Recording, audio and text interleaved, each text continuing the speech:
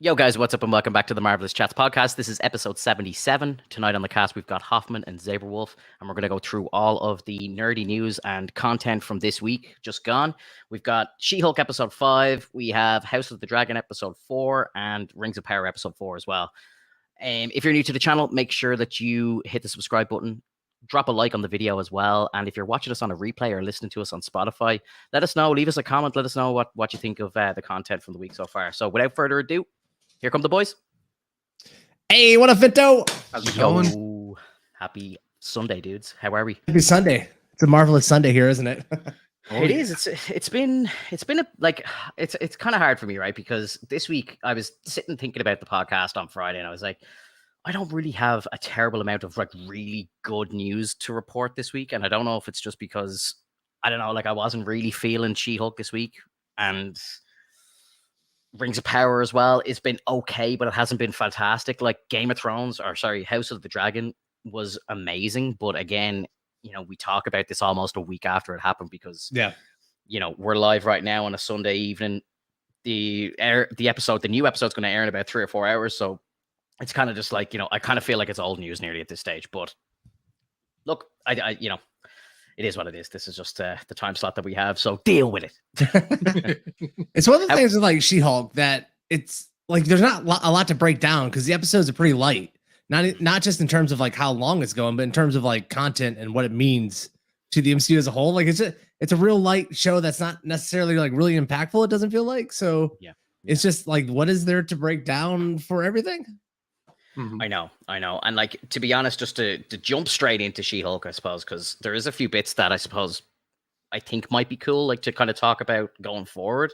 But I got to just say, like, you know, up until this point, I've been a fan of the show. I think the show's been fun. It's been interesting. You know, the cameos have been great. But this week's episode, I found that I just really didn't like it. You know, when you think about it, the entire episode was just her going shopping for a new suit. You know what I mean? Other than that, not a lot happened in the episode. And I think like a lot of people were hyping up Daredevil during the week as well. I don't know if you saw that online, but I was like sitting there for the whole episode going, where the hell is Matt Murdock? You know, I was just hoping that this was going to be one of the episodes that he shows up in. Now I'm hearing he might only be in one episode. So I'm like, oh, like, you know, we were told 3, now it's like might only be 1. So I don't know. There was a couple of funny moments in the episode. Yes, absolutely. But the episode as a whole, to me, just felt like a waste. I don't think anything really amazing happened. And the thumbnail for this episode on YouTube has Daredevil in it. Or sorry, not Daredevil, Deadpool in it. Deadpool. And it's like, you know, there was a tiny little reference to Deadpool at the very end of the episode. And to be honest, a drawing during the credits was the best moment of the episode for me. So yeah, it wasn't great. That's interesting. I think it's really telling that, you know, I use that for our thumbnail because I thought it was hilarious that all the other, like, you know, big YouTube channels were using the Deadpool thing because there was nothing in this episode that was a big hook. So, you know, this kind of in credit, you know, drawing of Deadpool's shoes are kind of like the big hook of this episode, the big draw, the big thing that everyone wanted to talk about because it just shows Deadpool and, you know, tons of other characters are I guess, you know, canon in the concept art of the MCU. Yeah. It seems like there's a ton of references though, like not just Deadpool, but like some of the other X-Men as well. Like I believe there was Wolverine, there was a hint of Cyclops, there was I think a Captain Marvel, there was the Thing. Yeah. And so like that's great. That I love all that. And I mean, to be honest, like I'm still enjoying the show. Like it's not so much that I'm like waiting for action to happen. It's just more so I want this character to unfold. And like, as we're going forward, like that's one of the things that I really like about this whole, like coming out for Jen and She-Hulk, because this is now the part of the story where she has to like understand like, okay, these are 2 separate people, but like, I'm still myself. I'm still Jen. And that's why like she's so different from Titania. And you see like Titania is willing to go fake all the way through just to get what she wants, whereas like She-Hulk's just trying to be honest and be a good person, and also like be able to represent herself whichever way she wants. And although people don't like her as just Jen, you know, they like her as She-Hulk, she's got to get used to that eventually. You know, it's completely different. It's exactly what Bruce said. Like you're now a Hulk. You're no longer able to just be a regular person. And that's what I took from it. And honestly, like I love this episode for the characters. Like Mallory Book, when they put her in, I thought they were just gonna have her as like kind of an Easter egg or a reference, just kind of show her for a sec. She's gonna be like, hey, and then like go away. But she plays a kind of a big part for She-Hulk. Like Jen is like pretty much competitive against Mallory. Mallory in the comics actually would take villains in to like represent them, you know, and even defend them like against She-Hulk and her prosecutor or like and her client. So like it like I could see how this works out, like, in terms of like them being a little more friendly now. But like, you know, what if we get that? What if Mallory's like, you know what, I'm gonna take in some villains and then we're gonna have like a tussle here and there. And one of the coolest things about Mallory is like eventually she, like, you know, spoilers for anyone who hasn't read the comics, eventually she will be a partner at the building. I think it'd be MLKB, because I think Holloway leaves. Yeah, like the thing about her character Mallory is I think that is a really interesting point of view, that even the villains in this, like in our legal system, would get representation, and like really good representation, and have great defense. And I wish they would explore that more. I wish that this was more of a courtroom drama thing going on. I feel like we were kind of promised that a little bit more in the promos, but really it's just been very surface level. Because they even said themselves they don't know how to write courtroom stuff. And I was kind of excited for that. Me, dude. That baffles me. Yeah. And I just don't understand that. Another thing, Titania, I don't even care about this character. No. To the point that it's like turning me off from the show. This whole I'm an influencer, that, like, it's so tongue in cheek, trying to like poke at modern day culture. But like something like The Boys does that type of stuff, but way better than She-Hulk's doing it. Oh yeah. I feel like She-Hulk just feels like a corny ABC drama that is so surface level and doesn't have any bite to it underneath the surface. And like they have the pieces to do that. They got the She-Hulk character who's really intriguing. The actress who plays She-Hulk is incredible. You can feel like the depth to her when she's playing She-Hulk, but like she just doesn't get any room to really explore that character in a kind of more serious way. And you know, they definitely don't want that. They want it to be fun. They want it to be like a comedy and stuff. But like it's I would never watch this show if it wasn't an MCU show. I would never turn this on. This is like harkening back to like the horrible days of TV where I didn't watch it. This is like pre-Sopranos, pre-Game of Thrones, like type of TV. And it's in the MCU, and I just think it kind of sucks. I just think it sucks. Like, no. And I can see that, Hoffman, and I can agree with you on the introspective, because I can see how like it doesn't really make sense to kind of make Jen feel like she's humiliating herself and making her feel like as if she's like less of a person as compared to She-Hulk, without her even giving some sort of like dialogue to someone, like talk to them and tell them like, I don't know like what I should do. Like, I don't know if I should just remain She-Hulk or if I should, you know, because if she feels upset about it, or if she's like not happy with what's going on, then she has to talk about it. But if all we do is see her facial expressions, it doesn't show like as much as like when you see those dramas of how like, you know, I don't know if you ever watched like Grey's Anatomy or something, you know, you see that moment where they're in the ER room and shit's just going down. You know, people are like kind of getting mad at each other. And then afterwards, like, hey, what happened kind of situation. Cause that's a real thing. Like people will talk to each other and be like, hey, what happened? Like, what's the matter? And I can agree with you on that. Like, I don't see that. On the other hand, I do like how the show just knows it's being silly. It's aware of it. It wants to be, and it's continuing to do so. It's not changing its perspective as much, which I think it should a little bit, but like at least it's going forward with that. Whereas like I hated that Thor started out kind of serious, but a little bit funny for the first movie. The second movie was all serious, like very little comedy. Third movie was like serious and funny again. And then the fourth movie just went haywire. Yeah. And you see how like it kind of deteriorates over time when you want that like character who's supposed to be like the mightiest, all of a sudden be like sad or upset over the fact that like someone else is holding Mjolnir, and then you got like, you know, Stormbreaker being jealous and alive apparently. Yeah. And it's just, it was funny the first time they did that, but then when they started doing it over and over again in the movie, I was like, okay, let it go. You know, it was funny the first time. It's annoying now. Did you You know? guys watch the assembled video on Thor? Yeah. I finally got to check that out this week, and man, it really looks like they recorded a lot of those interviews before they saw the movie. Yeah. And as well, did you notice that they used the volume? 'Cause obviously Yes. Taika used it for Star Wars. I thought that was kind of cool because I didn't know any of the movie was shot in the volume. So I was that part I found interesting. I agree, and I think it shows the what can be done with the volume when you like have the budget to really put it into it, because I think that the volume's been very limiting for Star Wars shows because they don't like have the budget to do as much as they probably should, and it feels small. But then like you get to Thor and it felt huge. Like I had no idea any volume was being used at all in that movie, and everything felt huge and like it was a big budget movie. So I guess it just comes down to that, and also maybe Taika Waititi is just a genius at using that technology where other people kind of like fall short. Of course. But I was very surprised how much of that movie they thought they made a more serious movie, because they were all talking about having to pull back on the comedy. You know what I mean? And I was like, what? Like, we got to make a bit of a serious movie here. This is a Thor movie. I'm like, yeah, bro, there's a 4-hour Taika cut somewhere. It exists.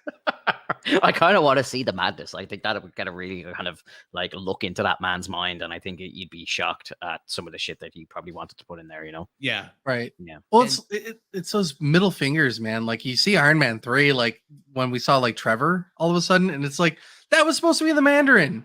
Come on, man. You give us a big middle finger and just don't deliver. That one didn't actually bother me that much. Funny enough, I know a lot of people were really annoyed by that back when it happened, but I actually kind of saw the funny in that, and I kind of just went, "Oh, okay, that's cool." Then when we saw the kind of 10 rings kind of like hints afterwards, you're like, "Oh, that's going to have some repercussions down the line." Like it is. So yeah. it's cool that they actually did that.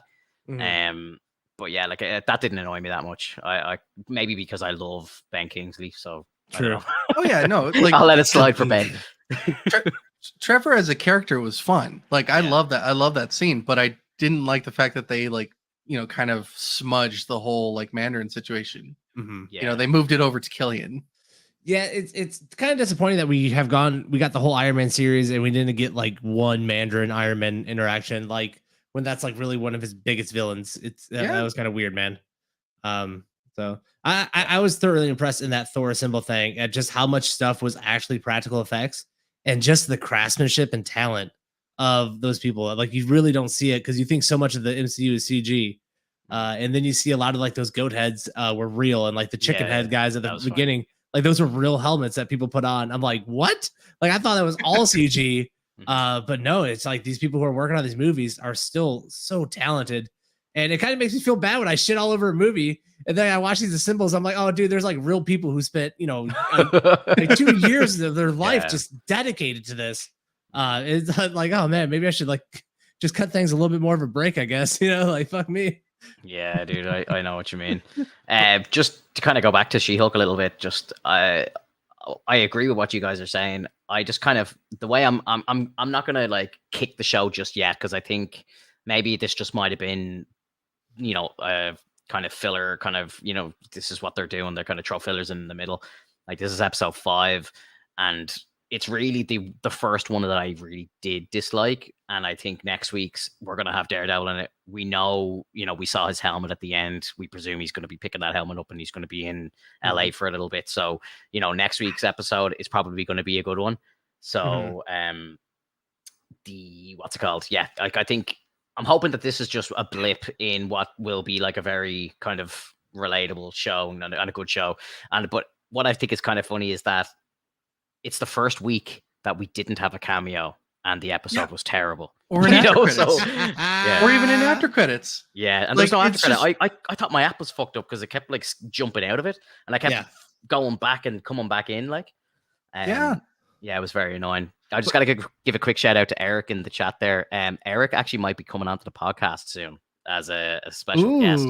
So Eric is my friend who's the actor who's going to be in Andor, and he's got a couple of other secret projects in the works. So you might see his face up on the screen here very soon. We're going to try and Jedi? organize.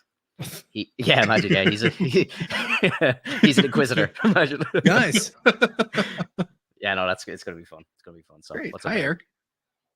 Yeah, I just wish She-Hulk would take it a little bit more serious. I you know, I think Daredevil is going to come in and like kind of help the show out and give it a little bit of a drive, but it doesn't feel like there's like a main focus for like a villain in the show yet. Like it's kind of like Titania right now, but I wish they would give us like something we're supposed to be focusing on already that we're not. Like who should we be watching out for? Who's pulling the strings? I want to know that now. I don't, you know, what are we halfway through the season? I wish there was a little bit more thrust on that. I wish there was a bigger story already starting to be told, but maybe that happens next week, and maybe Daredevil's kind of part of that. Well, It's gonna be fun.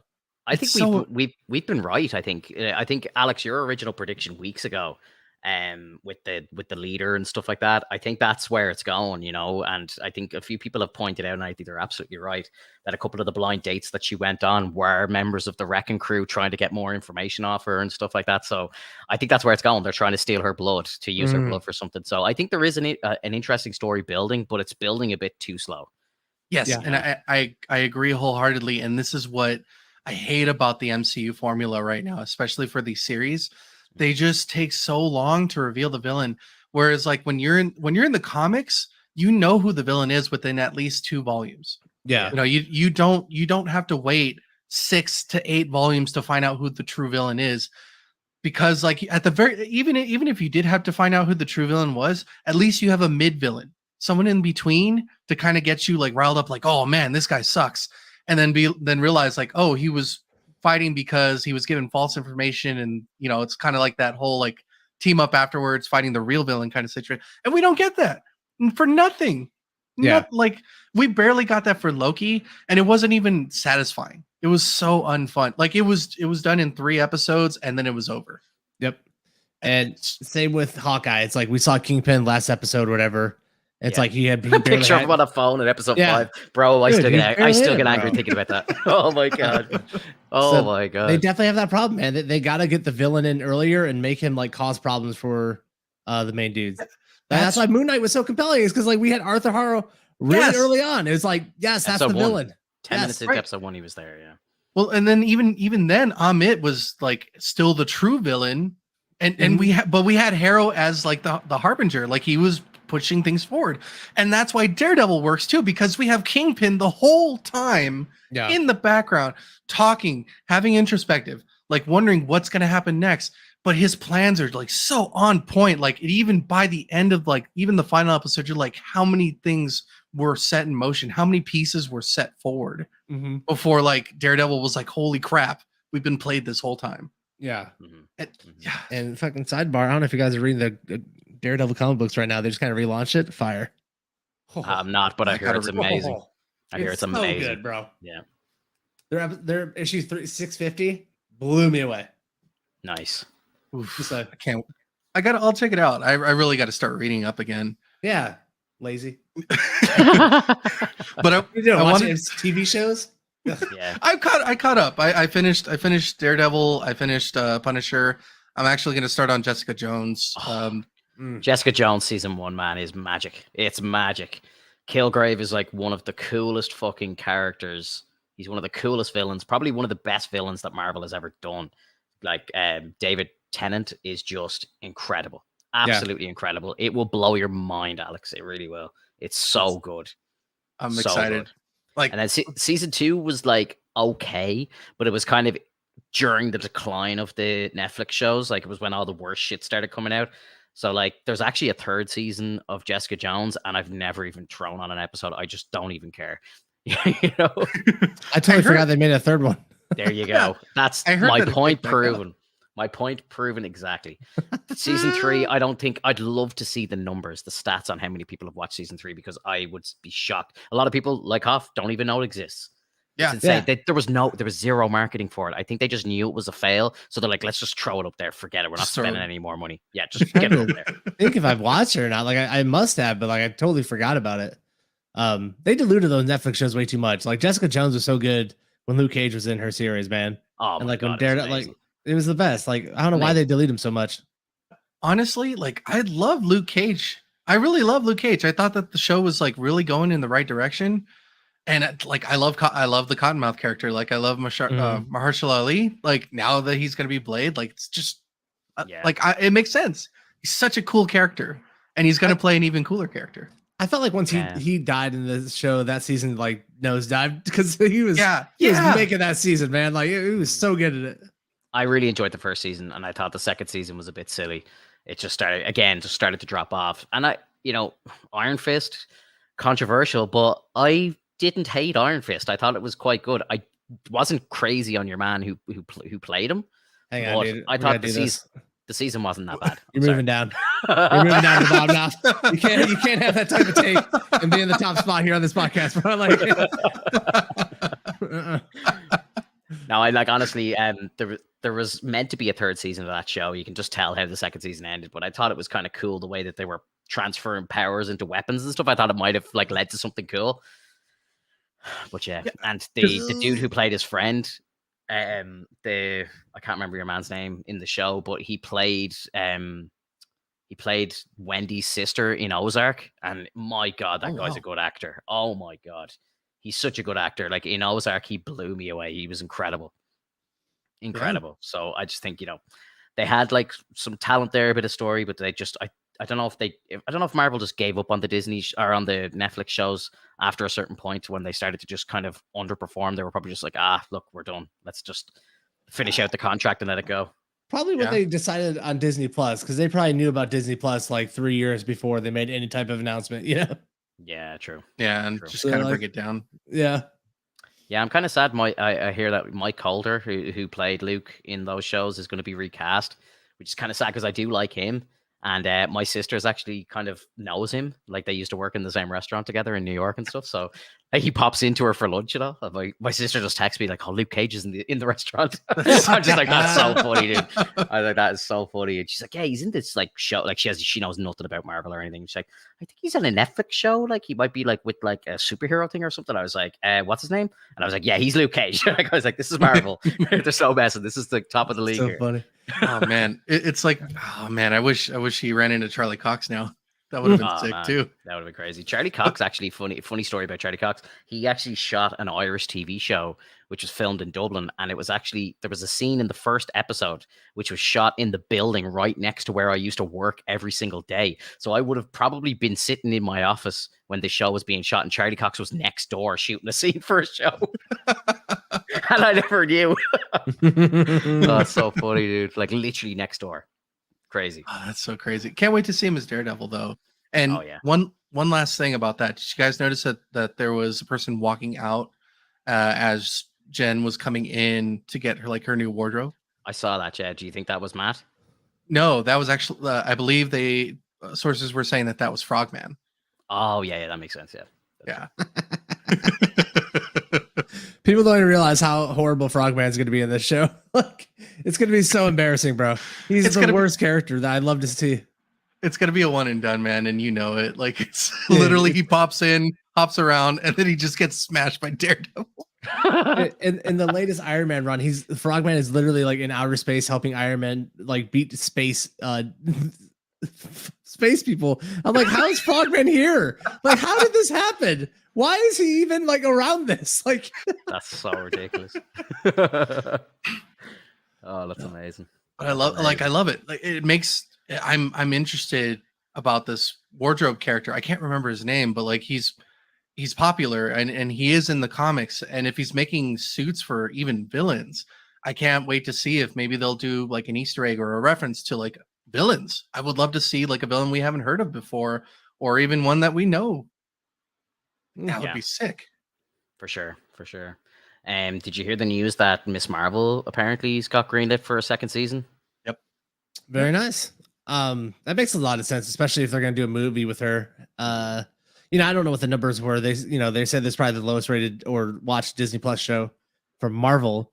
Yeah. But I would assume that after she gets her movie done and that movie's huge and does a lot of fun stuff, like those numbers are just going to skyrocket. Absolutely. And especially if it ties straight back in, I think as we've been saying this on the cast for months now, but phase 4, there's been no connective tissue and it's been very, very frustrating. Like so many projects are not linking together at all. And I understand, a few origin stories are coming into play and stuff, and that makes sense. But at the same time, you're in a world that's so built now that there's no way in hell you know, like Moon Knight's in London and like Black Knight's there and Blade's there. Like, how are these guys not running into each other? London's not that big, you know. So it's and the same with New York. Like, there's so much going on in New York all the time. How are these new characters not running into Spider-Man or running into Captain America, like Sam Wilson and all this stuff? Like, so they're like struggling to even reference each other. Like, not even have characters show up. They're struggling to reference each other. Where in like Daredevil on Netflix, they would be like, "Oh yeah, the big battle in New York."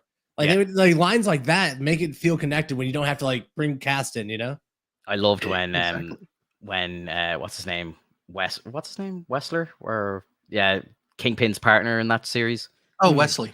Wesley, yeah, sorry, I always got that mixed up. But the when Wesley's like, you know, you let one guy in a black mask beat you up, I'd understand if he was green or had a magic hammer or something like. And I was like, yes, you know, even just shit like that was just so exciting. When like you didn't even know if that was connected. Whereas like now we know for 100% fact that these shows are canon. They're living in the same universe, and we're not even getting like conversations about anything. Not, you know, that's all we need. It's like, Jesus, imagine like even Miss Marvel just drops a line like, "Did you hear we have a new Captain America now? It's Falcon's the new Captain America." Like, it's fucking 12 seconds of dialogue, and it just lets us know where we are. Because like there's so many of the shows, and again, when you go on to Disney and you look at the timeline order, some of the shows are not in the place where I thought they'd be at all. You know, like it's all over the place. You know, and it's just really weird that they're not referencing each other. And I don't know if this is just like a kind of repercussion of COVID, maybe, that like, you know, some of the filming schedules were off and stuff was released in the wrong order and blah blah blah. But yeah, I don't know. It's very strange. It's very strange. I really hope that, and from what we kind of heard in D23 as well, I think they're starting to rectify this. Like, they say that Secret Invasion is going to directly tie into Armor Wars. They're going to be like the same show, basically. Like, it's just going to continue on. Like, so the last episode you watch of Secret Invasion is going to go directly into episode 1 of Armor Wars. Yes, love it. Give us more, you know. And then I think Armor Wars is going to tie directly into the Captain America movie and stuff like. So yes, this is exactly what we want. This is what we need. 100%. And it's like they went back to the drawing board. Like, you know, what did we do in phase 1 that worked? How do we rebuild this universe? Where that was the complete wrong move. Like, they did not need to rebuild the universe. They just need to like expand it and add people into it, because it just hasn't felt like the same MCU ever since Endgame. And it just, you know, the closest thing I think we've gotten was Spider-Man, and that was just because it was such a huge nostalgia trip, you know. Yeah, that's about it. Yeah. What's the next show after this? After She-Hulk is done, is it Secret Invasion in November? November, I think. Yeah, if November is Secret Invasion, that would be the next one. Yeah. So yeah, like I'm hoping, because I think this is the last kind of show of that kind of COVID production. You know, I think Secret Invasion, it was only kind of shot recently. Most of the world was out of COVID by then. So I think this feels like it's going to be a next step in the kind of production style of some of these shows. Yeah. When we have Eric on the show, again, you know, he's under massive NDAs and stuff with Disney, but like, I'm going to ask him a bunch of questions, and if he can answer them, great. If he can't, fair enough, that's fine. You know, whatever. But I'd love to get a little bit of an insider on how Disney are actually making these shows and what's going on behind the scenes. So hopefully we can get a bit of that. I think that'd be really cool. Yeah, it would be really cool. Also, I think we're gonna get Werewolf by Night before. True. Yeah, that's true. But that's not like October 7th. That's like a one-off, right? Like a mini movie or something. I think so. I think it's like it's just a showcase, kind of like what the Guardians of the Galaxy Christmas special is going to be. Or whatever, you know, it's just like a kind of seasonal kind of one shot. Yeah, I'm very excited for that. Yeah, and I'm all for it. You know, because if it's a one-off, then like it's murder, mystery, suspense. Get it, take it in, and then enjoy it, and then be done. Yeah, for sure. I thought the girl in the trailer as well, I didn't know anything about it. Like, I never looked up the cast or anything. I was like, is that Anne Hathaway? Like, I thought it looked just like Anne Hathaway. I was like, holy shit, did Anne Hathaway just slip into the MCU? We didn't even know. You know, I was like, what the fuck? I've seen her in a couple of things. She was on a couple of Amazon Prime TV shows, I think. Okay. She's an all right actress. We'll see how she does in this. Yeah, again, I thought it was Anne Hathaway, so I was like, holy shit, this is great. This is going to be amazing. Like, you know, if you're getting someone, because Anne Hathaway is a pretty A-list like movie star, like, you know. Yeah. So for her to jump into something like that would be incredible. But we'll see. I thought it was Jessica Jones at first. I was like, oh shit, Jessica Jones is in this? I was like, oh, never mind, I'm dumb. I think we're gonna get Jessica in an episode of She-Hulk before this show's over, because I did hear rumors of her popping in somewhere. So I would not be surprised, because they've kind of joked about it already, where they've said, like, that this is kind of like a cameo show, but She-Hulk herself has joked about it being about her. Mm-hmm. But yeah, we know we've got Daredevil, Frogman, Jessica Jones potentially. So that's like the next three, and then there's what 5, 6, 7, 8, and then we've one more after that. So who knows? Like, maybe they bring Wong back, maybe they bring Bruce back, maybe they bring them all back. I don't know. But yeah, go ahead. I definitely think that we need to have Titania fight She-Hulk one more time at least. I feel like this direction that they went with it, like it was this whole like products thing, and yeah, I agree with you, Hoffman. Like it's weird how they're trying to like modernize the character and do it in a different direction when it should have been a revenge thing. How the hell did she get out of like jail so easily after breaking a courtroom? Yeah, like, you know what I mean? Like, that's like spitting in the face of justice. Like, you're breaking down the walls of a courtroom. Like, it doesn't get any more sacred for the law. Like, but she's out a week later. Like, come on, bro. Come on. Yeah, I just hate that character. There's nothing redeeming about her. Like, I don't. They could have done her show, better, bro. They could have done her so much better. Like, I don't remember if it's the leader or Doom that like gives her powers, but eventually she gets her powers. But we don't know that now, because we're already like in the point where she's already got her powers, and she's apparently, a snobby woman. Yeah. You just mentioned Doom there, and I just want to throw out a quick rumor that's flying around the internet this weekend. I noticed a potential casting for Doom. Ryan Gosling. What do you think? I thought you were going to say Ryan Reynolds. Could you imagine? That'd be a perfect Wade Wilson thing to do. No, Ryan Gosling as Doom. I'm thinking about it, and I'm like, no, I don't think so. No, I don't see it. No, here's my two things. Ryan Gosling is one of my favorite actors. I literally just watched Drive last night. Great movie. And he doesn't have the voice for Doom. Like, Doom is like a menacing voice present, like a booming voice that's scary. And also Doom's like huge. Like, he's a big fucking dude. He's physically intimidating. And Ryan Gosling, as much as I would melt in his arms, he is not like a physically like intimidating type of guy. He's a Johnny Storm. He's not a. I don't think he's a Doom. I think Henry Cavill is a Doom. Yeah, that would definitely be a character like that. Yeah, and Cillian Murphy, I know, is in the running, and he's very short in real life, but they have a way of kind of like Tom Cruise. They kind of shoot them up and they make them appear a lot bigger and like than they are. Because I it's so funny. Like when the last season of Peaky Blinders was up, like anytime there'd be posts about it, like you'd always go through the comments, the amount of girls, I can't believe he's so short and all. Like, it's like they're devastated that he's like below 5'9", He's so it's just 5'9". No, he's not. I think he's like 5. I think he's 5'7", to be fair. Like, he is pretty I'm taller short. than him then. Yeah, I'm taller than him too. And I'm like, wow. Yeah, there you go, my short kings. Yeah, so at least I can still reach. Yeah, well, this is it. Like, but it's just, yeah, I love Cillian Murphy, but I'm sure they'd be able to make it work. But in real life, he's not a big guy, but he portrays a big guy on TV all the time. Like, so yeah, it's definitely believable. But Gosling, no. I think Gosling as Johnny, yes, I'd be down. That'd be fun to see him. Yeah, it kind of reminds me, like, I was thinking of the whole Ian McKellen. Is that his name for Gandalf? Yeah. Okay. And do you guys remember seeing like the behind the scenes where like how they made the Hobbit look smaller than Gandalf itself? They used like tables that were separated. Yeah. And did it at an angle. It's so like, and I would love to see that. I would love to see like a behind the scenes if they decide to do Cillian Murphy. Yeah, they do that with Tom Cruise all the time, because Tom Cruise is very short, and you'll always notice in the movies that like the cameras are way down low and they're pointing up at him to kind of make him appear taller than he is. And you'll always notice he never stands directly beside an actor.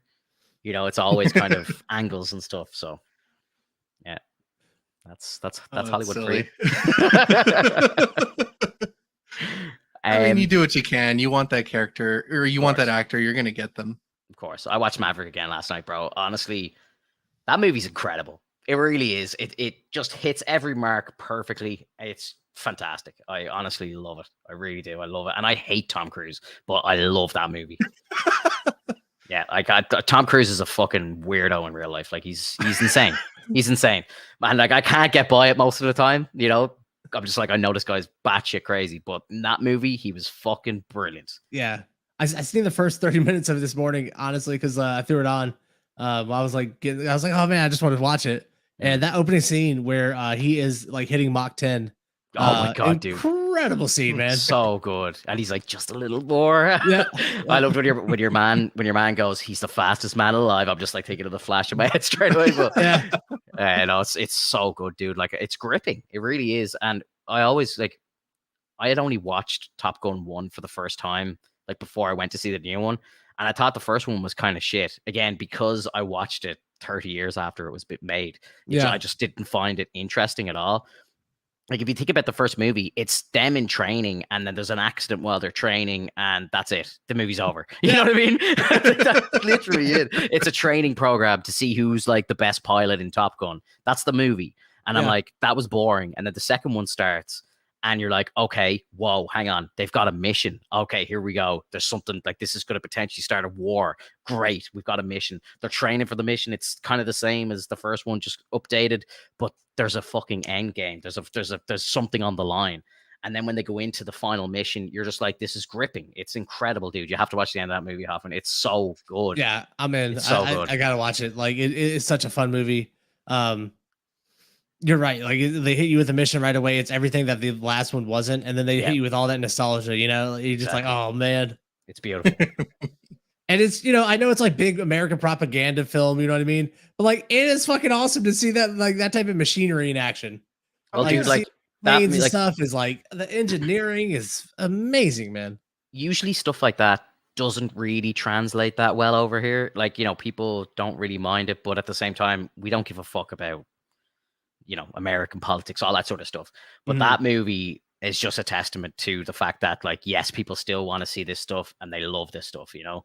Yeah. So, yeah, no, I honestly, like, I'm so impressed by that. And it's the 5th, I think it's up to number 5 now. It overtook Black Panther in the domestic box office of all time. It's number 5 all time domestic box office. Dude, out of nowhere, you know, it's not like the first one was a, you know, it's a beloved movie and it was pretty big for its time, but it's not like it was a blockbuster, like record setting movie.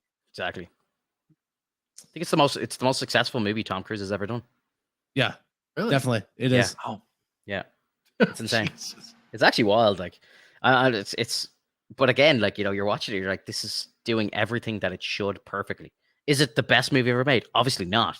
But it does everything that it's meant to do. It stays in its lane and it executes perfectly. So for that reason, it's a fantastic film.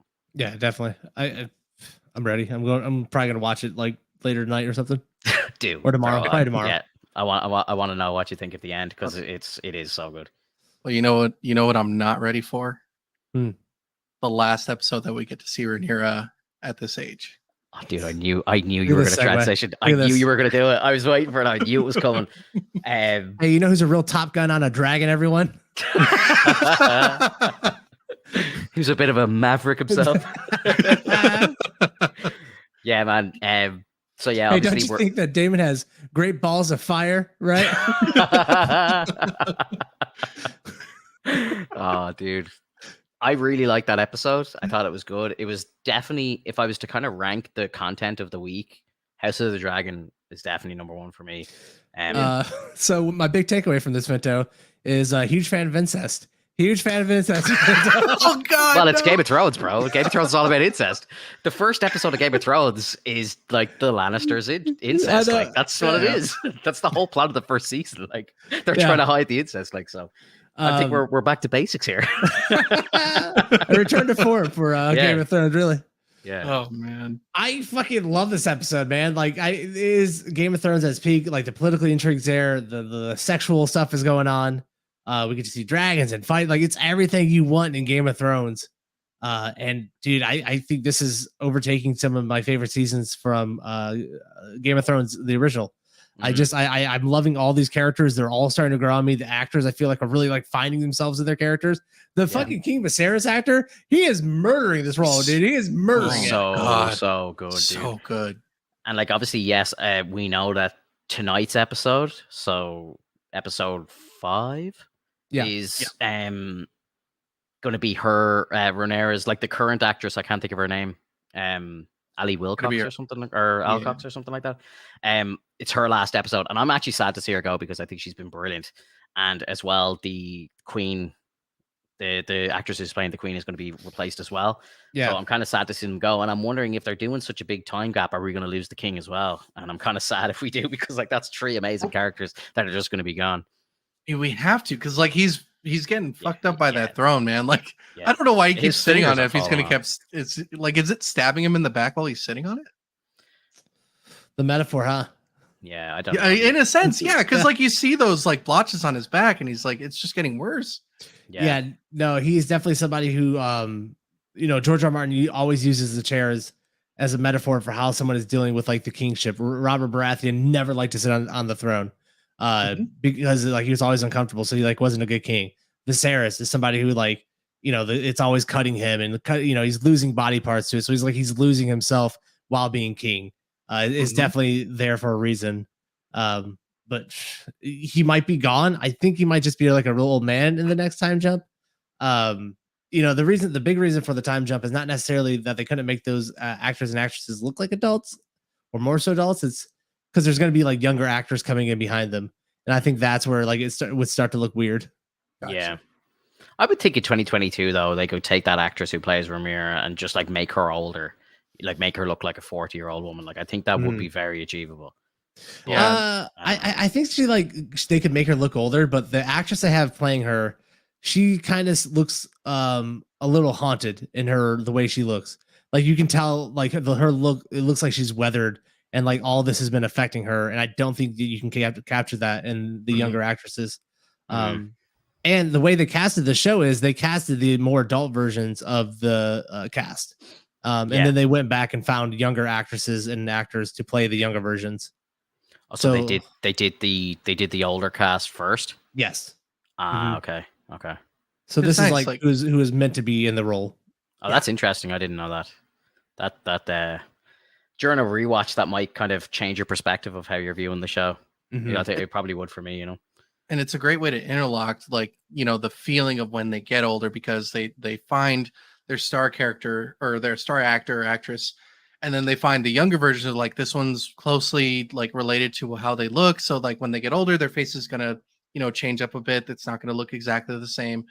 And I think it'll work out that way, because like I understand, Finto, like it would be nice to age them a bit, but it would be kind of weird if like you age them a bit and yet it still kind of looks like a bit too young or too much of a baby face, Yeah, she has a small frame and all. Like she does look like a child. I do get that, but yeah, because I know I'm really attached to the character though. That's the thing. Yeah, so it's gonna be weird.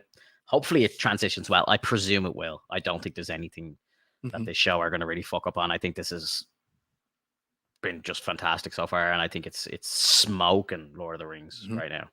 Like it really is. And to be completely honest, this is like the best casting for Riz Ifans as Otto like ever. Like I love Riz Ifans. Like I love Riz Ifans so much. Like he's doing such a good job. He's not really talking too much, and yet Viserys is still thinking that Otto is like the traitor or someone who's trying to take over the throne. And at this point right now, like it's a toss up. Like I thought so as well. Like I kind of had this inkling that maybe he was, but now that he's being kicked out, I don't like. Part of me thinks that it's not going to be so much that he was trying to be a traitor. It's just so much he wanted to be part of the family. And now like he has a reason to go to Daemon. And so like it seems like Viserys is pushing people away, and then they just go to Daemon, and then like he amasses like that kind of alliance with them, and then they take down Viserys in a sense. Or Aegon's eventually going to grow up too, right? Yeah. Aegon's on the way, and he's important. But like I think the thing with Otto is more so that he was betraying the king in a sense, having his daughter followed and stuff, and having all this stuff. And he knew when he was in that scene telling the king what he knew that he was giving up his hand to the king, that he would never be able to be in that role after that conversation. And like he's playing the Game of Thrones for his house. Like his daughter is the queen, and he is cutting out Rhaenyra's legs from underneath her so that she does no longer the heir to the throne, and it's going to be his grandson instead. Which is like just so Game of Thrones that like, he's playing the politics of it that hard that he's willing to sacrifice his position because he knows that's how he takes his family to the next level. Yeah, it's crazy. It's crazy. Well, and I just finished season 5 of Game of Thrones, so I just reached the point where Stannis he fucked up, he died. Spoilers for anybody that hasn't seen it yet. If you haven't seen Game of Thrones by now, like, it's your own fault. Yeah, 100%. I mean, even I've seen spoilers before, so like I'm in no position. But Stannis is gone. Winterfell looks like it's getting a little bit weaker though because of all the things that are going on. Like Sansa's gone. Theon just took off as well, and they partnered up with Brienne, and you see Ramsay, and it's kind of that same situation of like. What are they called? The Bartons? Can't remember the Boltons. Yeah. You're right. And the father's like, so if we have no Sansa, you can't sire an heir.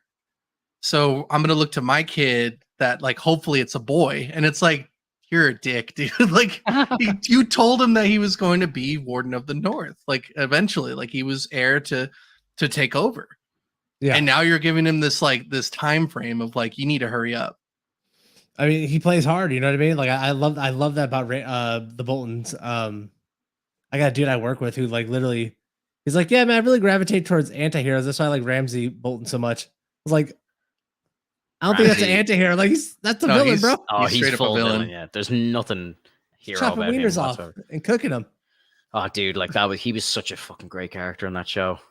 See season 6 as well, dude. They ramp him up so much in season 6. Holy shit! Like you can't wait. Yeah, like you hate him more than you hated Joffrey. Like by the end of season 6, like swear to God, yeah, yep. They go full. He's gonna get crazy. I can't wait. Oh, dude, it gets wild.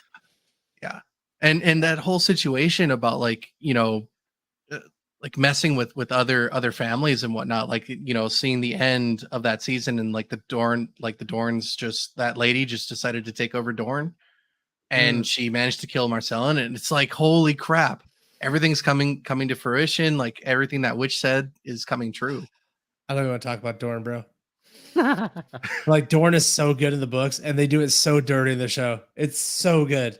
Yeah, I don't see enough of it, to be honest, and so like I can understand how you're feeling, because like we see a little piece of Dorne, just the tiniest little section, and it's ridiculous. Yeah, the way they play with the king, they make the king of Dorne seem so dumb and like not part of it, but it's just there's so much intrigue. He's so smart in the book, and the way he's been influencing events the entire time, and they just take it all away in the show. Like the reason I hate Game of Thrones in the last couple of seasons is because what they did to Dorne and what they did to Jaime Lannister, and it just people don't even know how good it is in the books.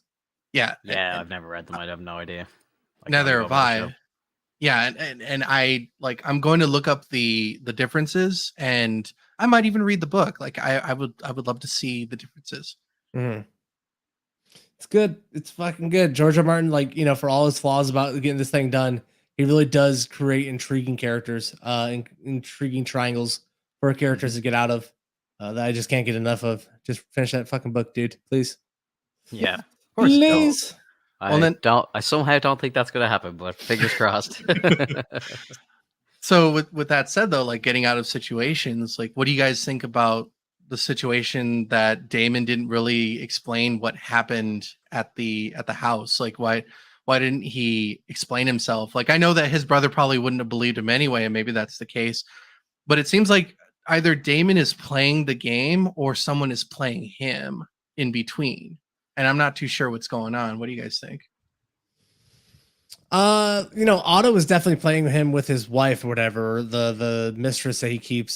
She definitely is, working outside of his influence. But I think that David just doesn't give a fuck what people think about him. He although he went way over the line with his family member, they never really had sex, right? But he doesn't want to explain that because like he doesn't care. Like he makes no apologies for who he is, and I really love that about his character. To be honest, like he didn't actually have sex, but he pretty much went there. You know what I mean? Like it's as far as you can go without actually like completing the task. So, and I know it's like a very like kind of moment thing, but I'm not saying I agree with it, but I get what he was trying to do for Rhaenyra because she was afraid to like explore herself in a sense. And when going to bat for incest. No, I'm not doing No, it's more so like he, it's just the weirdest way someone could get someone to be like, hey, sex is fine, you're gonna be fine, explore yourself.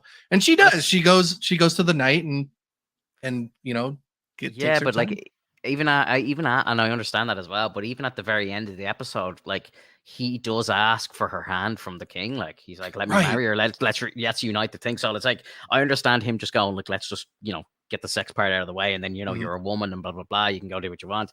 But no, he actually wants to marry her, like, which is the most fucked up thing, I think. It really is. Well, and then I know I was talking with Katie, and she said that her coworker had a speculation that maybe he couldn't get it up. No, he can't. That's in the show, yeah.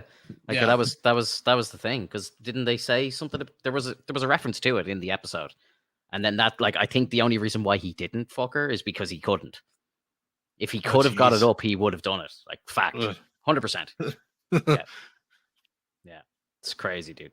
Did you hear that? The actress was saying that some of the extras of the show had only just met on set for the first day, and they were like doing like 69s to each other for like 12 hours straight while they were filming.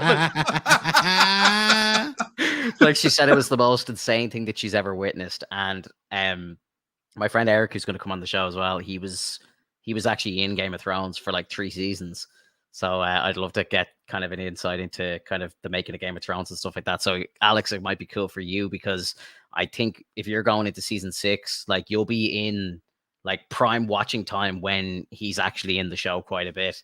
Like, it's like season 6 and season 7, you start seeing him pop up all the time, especially season 7, because he's hanging out with Jon Snow all the time in season 7. So it'll be interesting. It'll be cool for you because you're watching it for the first time and you'll be talking to him, and when you see his face on here, you'll just see him all over the show. It's so funny. Yeah, it's so funny. It breaks immersion for me big time, but I'm happy for him. Yeah, it's fine. I mean, okay, and then also to kind of like reference, like I knew that something was going to happen to Jon Snow the moment Sam was like, "Let me go, be a maester," and I'm like, "Oh fuck, he's going to be by himself now. Something's going to happen." Lo and behold, something's going on outside. Go over there. There's a sign that says traitor. Okay, he's done. And it's like, but we already know that, like, Katie and I already know that he's gonna somehow come back. We don't know how. I'd love to find out later. So I can't remember how he comes back, but yeah. I think I do remember, actually. Sorry, yeah, no, I won't say. My guess is that they're gonna sacrifice the White Wolf. They're gonna sacrifice Ghost. Because it's the intended thing, and that's one of the things that I really like about Game of Thrones, is that those wolves, each of those wolves for the House Stark, represent the lives of each of the Stark family. And when you saw Sansa's wolf's head get cut off immediately, it's more like I saw that as a means of like her being cut off from the family in a sense.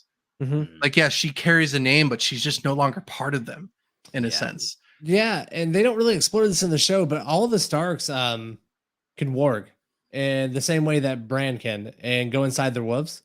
Oh, no way, bro. Mm-hmm. And so what a missed opportunity, dude. Yeah, so like, they don't directly know they can do it, but like Sansa will have dreams, and they're like real dreams of her being in her wolf, and it's her wolf going exploring and stuff. And like same with Arya and stuff.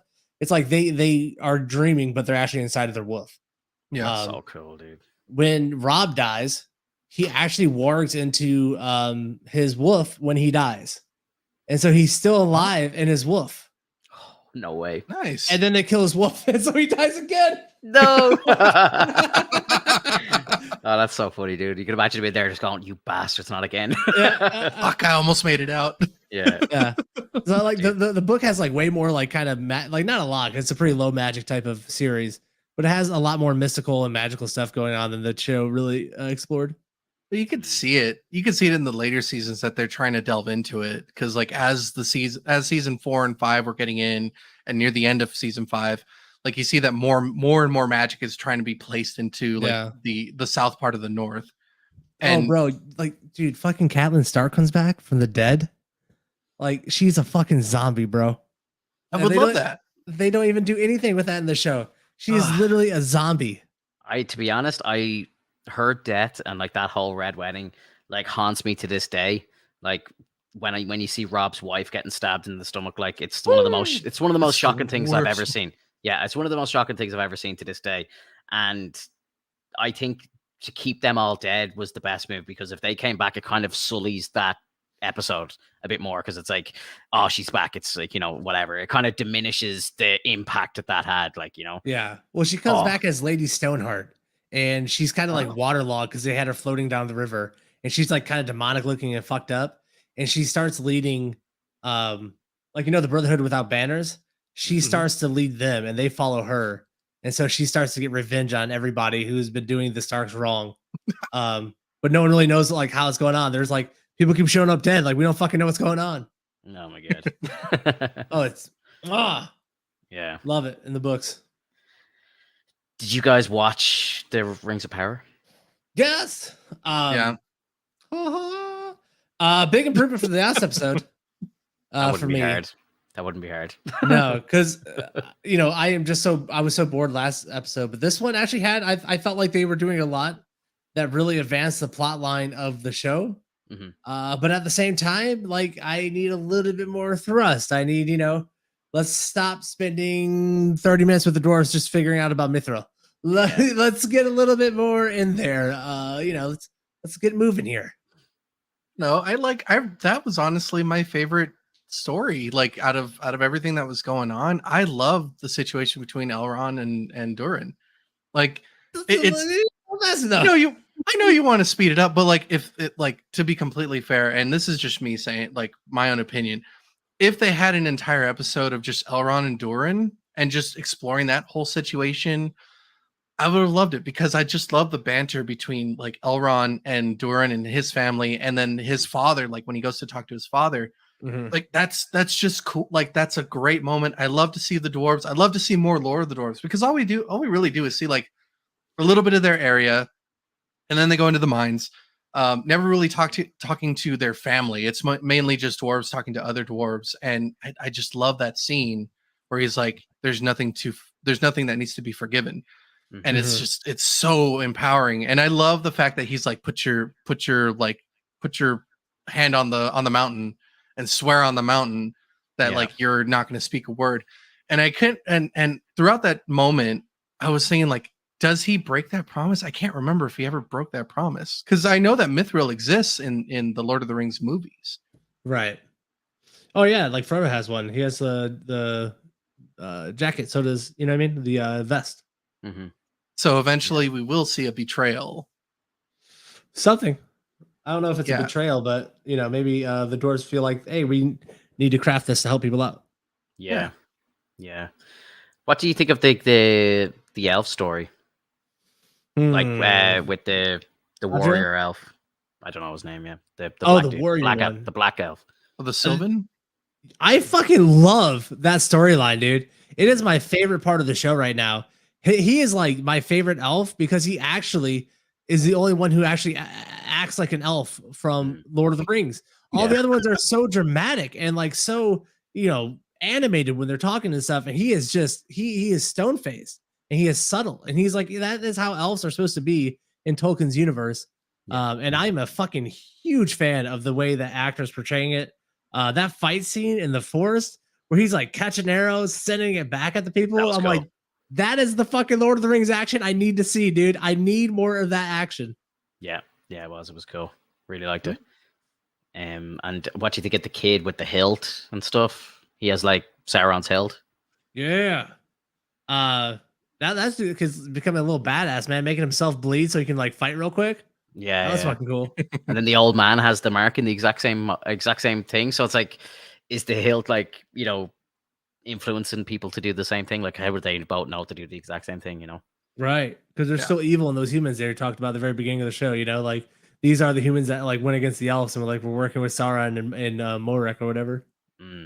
Yeah, I need to I'm thinking that like I might rewatch the original 3 movies, just because I'm kind of watching it, and like I haven't seen Lord of the Rings in so long, and like my knowledge on Lord of the Rings isn't great. So like when is her name Gladriel, when she's like in that human city, I'm like, is this city important? Like, do we know that? Like, does this exist in Lord of the Rings? Like, I don't even know. Like, I feel like if I knew more about it, I'd be enjoying the show a little more than I am. But it's fine. Like, I'm enjoying it. But it's not something I'm like itching to watch every Friday. Like, I'm not like the week isn't leading to me watching Lord of the Rings. Like, Yeah. Whereas I like The Boys. Yeah, like or even like Lord of the Rings right now. Like I can't wait to what like when I finish. Like usually on Mondays, I'll watch Lord of the Rings or Game of Thrones on Mondays after work. So like all day Monday, I'm thinking like, oh, I can't wait to sit down later after dinner and watch the show. Whereas with the thing, I'm just like, oh, it's Friday. Okay, yeah, we'll throw it on. It's like it's not something I'm just like itching to watch all week. It's definitely turning into that for me. To be completely honest, I finished it like maybe 30 minutes before we started the podcast. Oh yeah, nice. Yeah. I don't think that's the show. I think there's too much shit to watch. Like I feel so burnt out on everything. I don't catch anything live or right when it comes out. I'm like, whatever. I'll watch it later on. Yeah. Everything now. It's fair. It's just fair. There's a lot going on, and now next week we have Andor to add to the list as well. three episodes, bro. We're gonna be watching like 2.5 hours of Andor next week. Just release everything at once, please. Like I'm so exhausted by these weekly releases. I can't stand it. It's just they got to get the revenue from like the viewership every week. They can't let it falter on Disney Plus, because if they could do it like Netflix, I'm pretty sure they would. But they know that they need those viewers. They need to know that people are watching on Disney Plus every week. Yeah, like when like Stranger Things comes out, Netflix gets like 100 million views in like that first weekend because everyone just binges it, and then the show's kind of put on the shelf. It might still be in the top 10, but it's not like hitting it. Whereas like every single week now, the HBO app on Sunday night, Monday, whatever, is fired up for Game of Thrones, and Disney Plus have shit on Wednesdays, Thursdays, Fridays coming up. Like it's going to be just like boom, boom, boom, boom, like just getting reoccurring views over and over again. Right. So. And with Netflix is already like a titan of like of the movie industry in the sense that they have so much to watch. They even have different series to watch. So like, even if they pump you full of those episodes, there's still a lot of things that you would like to watch on Netflix. There's like, I love after watching like something on Netflix, I'll be like, is there a new documentary coming out? Oh my God. I love watching the Jeffrey Dahmer story. Like I love watching like the murder mysteries, any of that kind of stuff. Cause that's my spiel. So like it starts recommending me stuff, and Netflix has got the algorithm down for that. Whereas like Disney is still like in its kind of infancy. If you notice, like it's just giving you a smack of everything. And it's like, I don't care about Disney for kids. I don't care about like, I don't care about the like, the Animal Planet stuff. Like I'm not really a big fan. So like, it's not going to hit me, but if it's on the main screen, I'm going to like click off. I'm like, I'm gone. So they need to fix that if they really want to do like a full like smack of episodes and then let you watch whatever. Yeah. Speaking of Netflix, I started watching the Cyberpunk animated series. Ooh, I hear it's good. I watched the first 2 episodes. It's fire. It's amazing. Yeah, it's so good, dude. I was sitting up last night and I was like, oh my God, this is actually amazing.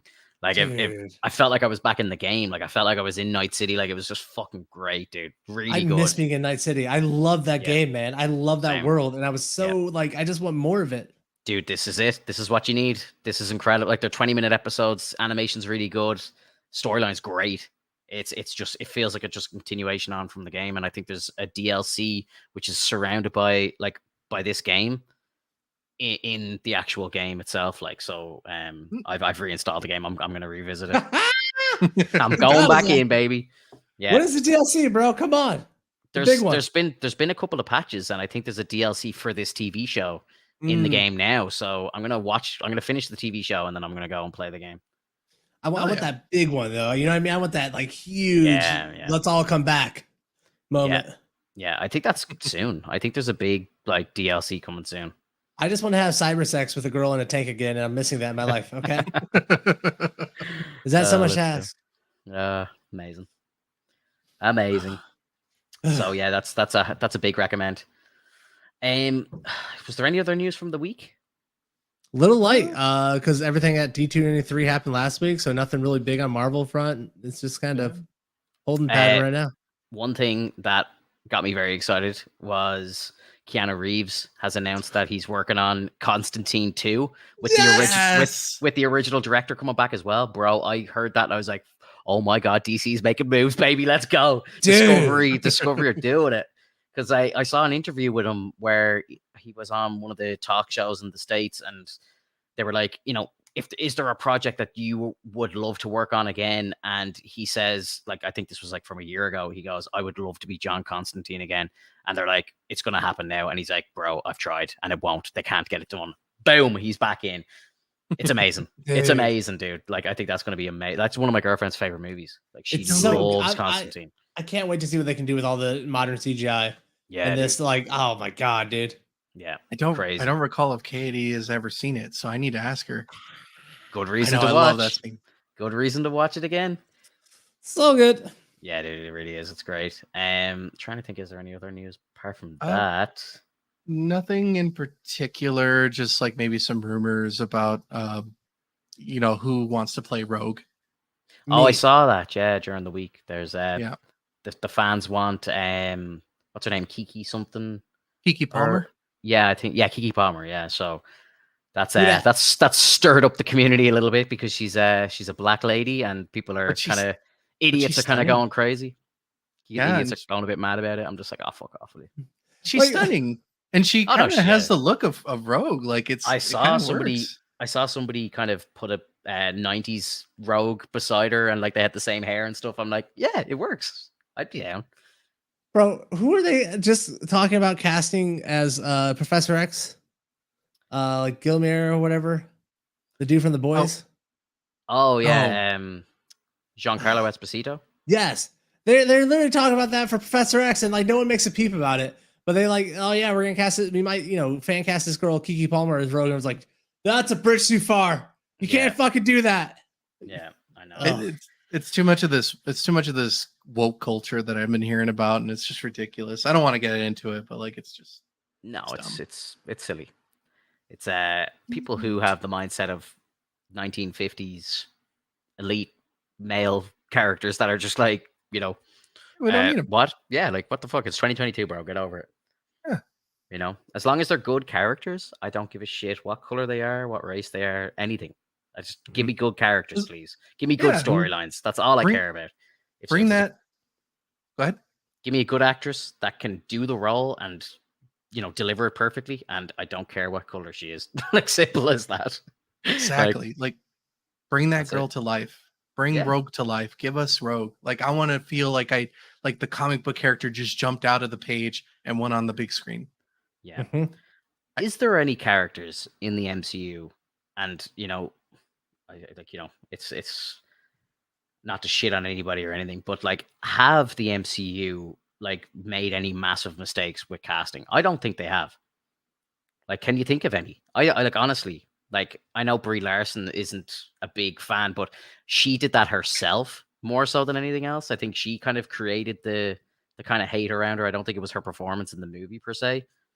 I did not get the sense that she was a larger than life comic book character in the same way that Robert Downey Jr. was, in the same way that Chris Evans was, even in the same way that like Black Widow was. Like, I don't feel like she fully stepped into the shoes of that character and the way like a leading character has to in a comic book movie. Like, she did not feel larger than the movie. And I think that's the key thing about a comic book movie is like the character has to feel bigger than the movie. Mm-hmm. Yeah. Yep. For sure. Because I remember watching Iron Man and just seeing Robert Downey Jr. playing as Tony Stark, and it was magical, man. It was one of those moments. I was starstruck. It was just that moment of like seeing him in the suit, poking his head out every now and then to show us like it's Tony under the suit, and then at the very end of him saying "I am Iron Man," which was completely ad-libbed. Like, it was awesome. There's a great behind the scenes video. It's on Disney Plus on one of the Iron Man movies, but it's kind of like a behind the scenes thing of Tony and what's your man's name? The main villain in the first one, Amadeus Cho or something. Is that his name? Yeah. No, Amadeus Cho is a Hulk. Oh no, who is it then? Obadiah. What's your man's name? Obadiah Obadiah. Stane. Yeah, sorry. Yeah, so there's a scene with the two of them, and they're just like talking, and it's Robert Downey Jr. talking to the actor. What's his name again? Can't think of the actor's name. He's a real big actor. Jeff Bridges. Yes, Jeff Bridges. Yeah, so it's the two of them talking to each other as the two of them, like it's Robert and Thing, like talking to each other, and then just in the click of a button, they just snap into character straight away, and it blew me away. And like Jon Favreau standing behind them, and they're just kind of talking about how they would take a scene, and that they both just dive into character like in the blink of an eye, and you're like, oh my god, it's Tony Stark. You're like, it just blew me away, dude. I'll find the video, and I'll let you know which movie it's part of. But Jesus, it's incredible to watch.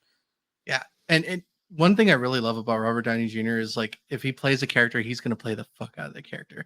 I don't know if you guys have ever like I know you guys have watched Tropic Thunder. Have you ever listened to the commentary? Have you ever gone through? I love the commentary for it because he literally does not break character until the end of the commentary. Oh my god, that's fucking brilliant, dude. Nah, like he's fantastic, and like I love him as Sherlock as well. Like he's just so outrageous as that character. Like it's so well done. So well done. Yeah, look, guys, if you've nothing else to talk about, I think we can probably break for the week. Yeah, we're good. Next week might be a bit of a longer one as well, because we're going to have 3 episodes of Andor on top of all the other stuff that we have to talk about. Potentially the best episode of She-Hulk if we get Matt Murdock in it. And Rings of Power seems to be building up, and House of Dragon is going to be great this week. I can feel it, so next week's cast is going to be absolutely class. I don't know when I'm going to watch all this, like, sincerely. Like, I know there's a lot. I'm going to be watching Andor. I think when does Andor's the 21st, so that's actually only in a few days' time. So I'll definitely have watched Andor. I'll watch that. I'll watch that the day it goes up. Like I think, to be honest, I'm going to try and squeeze all 3 episodes in if I can. And then we'll figure out the rest as it comes. Actually, House of Dragon gets watched like as soon as I can. Because that's just one. I just don't want to read any spoilers online or anything. Sure. Sounds good. Guys, if you're new to the stream, just make sure you hit the like button. Subscribe to the channel if you're new. If you're listening to us on Spotify, make sure you follow. And if we can get a few reviews in on Spotify, that'd be great as well. So if you're listening to us on Spotify, give a review on the podcast. I think that helps out with their algorithm and so on. So we'll catch you next week, guys. Have a good one. Enjoy the rest of your weekend. Later, everyone. Bye-bye. Take care.